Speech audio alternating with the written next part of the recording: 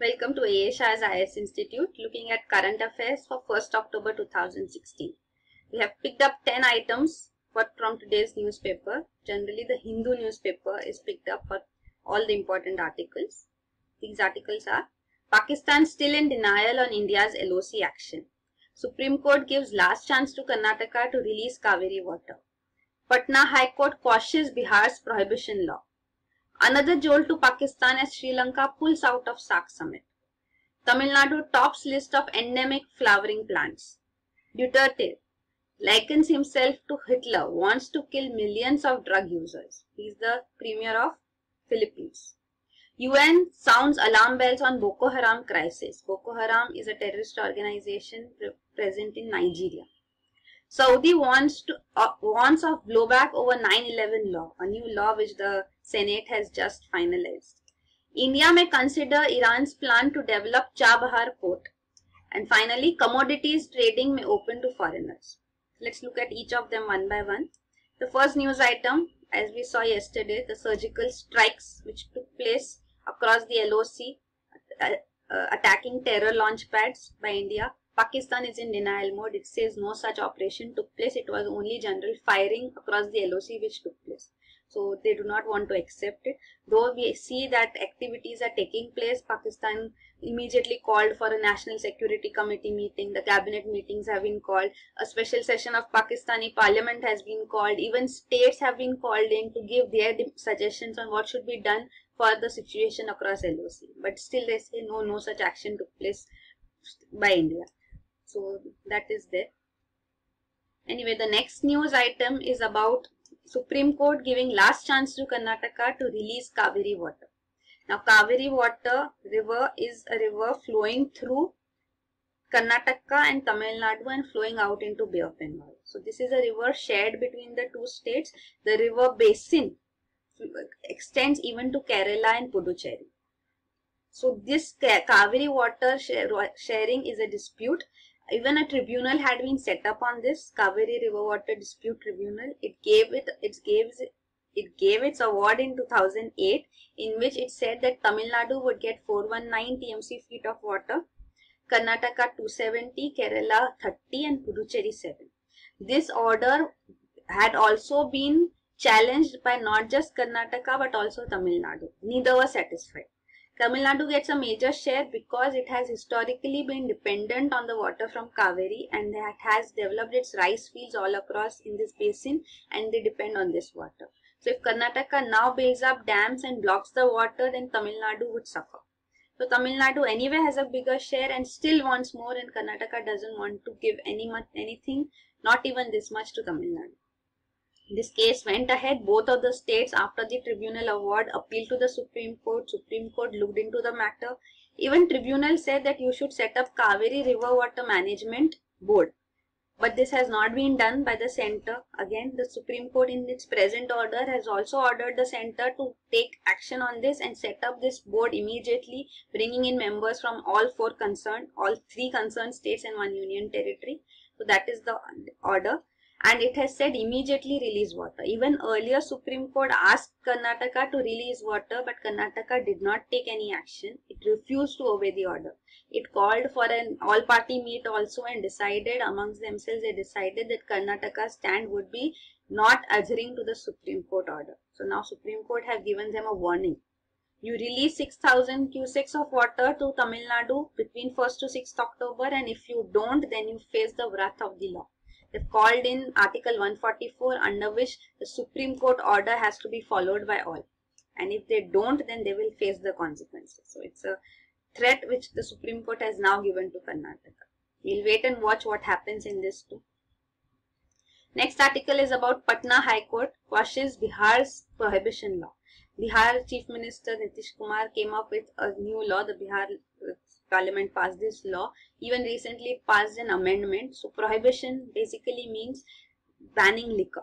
So liquor has been banned in the state. Not just that the liquor has been banned, but the punishments which have been meted out and has been finalized through a law are very draconian. They have been called draconian by many sections. So like punishments, like if arrest of the entire family, if a bottle of liquor is found in their premises, it is life imprisonment in various cases. They call for even death sentence. Death sentence is in case of a manufacturer whose liquor results in deaths.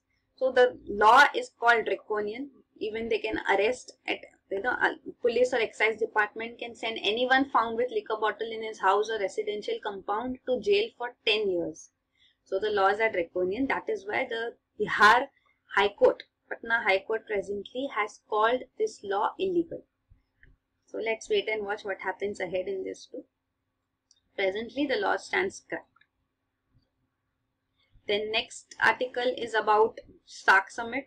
We have seen yesterday too, on 30th September, that India has refused to attend the SAC Summit in Islamabad in November 2016.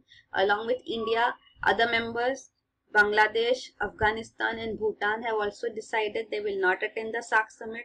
The present chair of SAC, Nepal, has called that in absence of so many members, the next SAC Summit cannot be conducted. And now presently, even Sri Lanka has said that it will not be attending the SAC Summit in Islamabad, looking into the situation presently. So that is, country is standing in favor of India against Pakistan. There are 8 members in SAC. If you look at it too here, you will see India, Pakistan, Afghanistan, Nepal, Bhutan, Bangladesh, Sri Lanka and Maldives. These are the 8 members of SAC, South Asian Association for Regional Cooperation. Multilateral grouping here. Next news is about Tamilnadu tops list of endemic flowering plants. Botanical Survey of India came up with its report in which it says 1 out of every 4 species of flowering plants found in India are endemic. So 1/4 are endemic. That's a good news. Tamilnadu is the top. It has the highest number of species in this category. Other aspect which is important from environment perspective for our preparation is the geographical distribution of endemic plants. Western Ghats tops the list. This is one important point which you should remember, and it is followed by Eastern Himalayas. So these are the 2 biological biodiversity hotspots of the country too.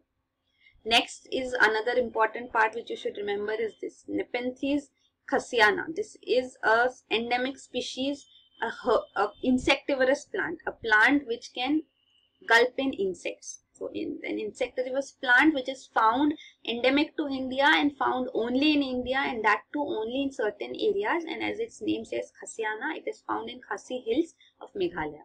So this is important, which you should remember. Another point which is important from even prelims perspective is an exploited endemic plant. The most exploited endemic plant in the country is Pterocarpus centellinus. This is the red sandalwood. So this red sandalwood is found only in certain areas, that is in southern parts of Eastern Ghats. So this part also becomes important. And also you should remember that this red sandalwood has been declared critically endangered under IUCN, International Union for Conservation of Nature. And it is the reason for it being critically endangered is economic overexploitation. So this is important. Nepenthes khasiana and Pterocarpus centellinus. Centellinus for sandal. Next news about the Philippines President Rodrigo Duterte. He has just recently called himself same as Hitler. He said he would be happy to exterminate 3 million drug users and peddlers in the country. So this statement came up with harsh criticism because Jewish groups did not want any reference to Hitler and attack on Jews being made by anybody, and anybody calling himself present world's Hitler. So he has also, this person is also likened to Donald Trump, the presidential nominee in USA. He also makes absurd remarks and speeches. He has insulted Obama many a times, and even he says that USA and Philippines will not have any war games conducted till he is the president for the 6-year term. He has been elected in May 2016. In June 2016, even the UN has called in that there have been many killings in this country. Around 3,100 people have been killed, and many alleged drug users and dealers have been killed in police operations and vigilance, means civilian vigilance. So these have been the cases. UN calls in for an investigation in this matter, And as a response, the president says that he will withdraw from United Nations also. So he has given such threats also. Next is, in Nigeria, UN has sounded alarm bells in Nigeria. It says Boko Haram crisis is escalating. Boko Haram is a terrorist organization in Nigeria, and it is spreading from Nigeria in the adjoining countries of Cameroon and Chad also. It has been famously known for the Chibok. Chibok is a region in Nigeria where schoolgirls were kidnapped. This was done in 2014, and presently many are still with them. So they have not released them. Some have been able to escape, and they have also spoken about the captivity and the status of these organizations. This is Nigeria. Nigeria is the Boko Haram organization is strong in northeastern part of Nigeria. The adjoining states have also been affected. This is Chibok, where this infamous incident of schoolgirls being arrested took place. Boko Haram actually is against Western education. So they call Western education as haram. So that is what their idea is. So they don't want girls to be educated. They don't want Western education to take place.